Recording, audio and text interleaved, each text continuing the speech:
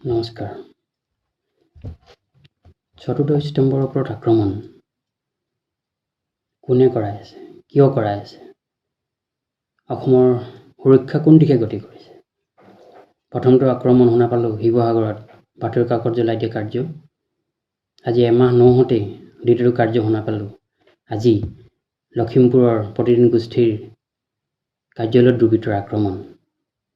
কিহৰ কাৰণে? কি হৈছে এইবোৰ? সংবাদ মাধ্যমৰ মৰ্যাদা আৰু স্বাধীনতাৰ ওপৰত আঘাত আনিছে এনে কাৰ্যই।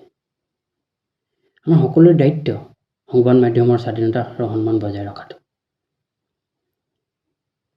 এনেধৰণৰ কাৰ্যক আমি তীব্ৰ গৰিহণা জনাইছোঁ। কাৰণ নিৰপেক্ষভাৱে বাতৰি আগবঢ়াই অহা এই প্ৰতিদিন গোষ্ঠীৰ চেনেলটোৰ ওপৰত কিহৰ বৰ্বৰতা?